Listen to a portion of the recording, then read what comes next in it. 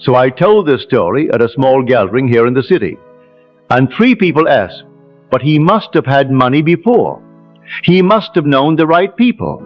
He must in some way have had some substance to start with, because how can a man go out and loan $100 million and call that a real fact of being that he has that to loan, unless he already had something? Well, let me tell you about the man.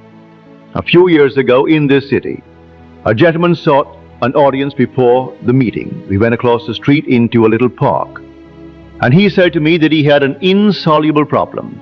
I said, there is no such thing as an insoluble problem. But, he said, you do not know my problem. Look at the pigment of my skin. I, by the accident of birth, am now discriminated against.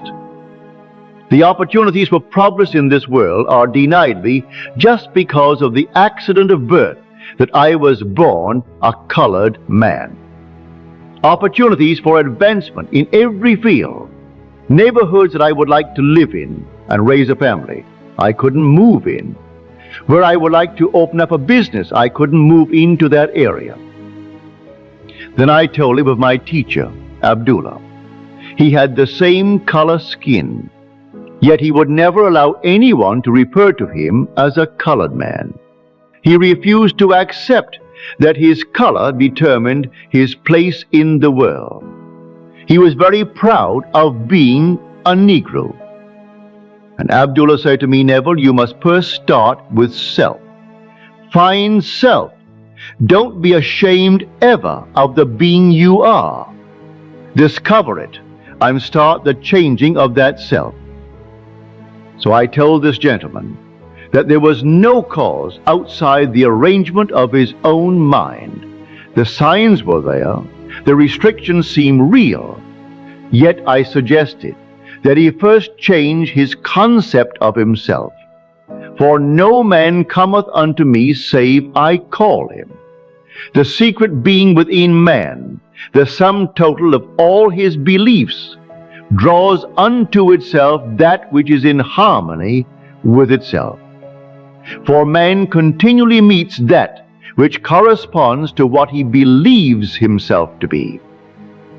Well, that man went away and wrestled with himself. He could not believe everything I told him, not that night. Then last Sunday morning he came forward and renewed the friendship.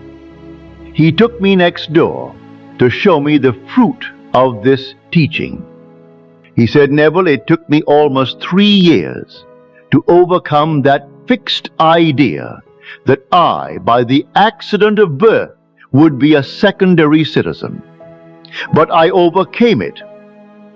Then he showed me his office, and he said, this year I will net $250,000. I did not ask the gentleman about the individual facts of the case. I saw the office. He volunteered the information. But I will not go along with those who believe that unless you have certain things to start with, you cannot apply this law. This man did not begin with privilege. He did not begin with opportunity.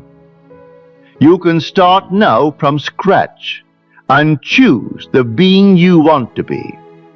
For if a man is hindered, it can only be the state of consciousness in which he abides that hinders him.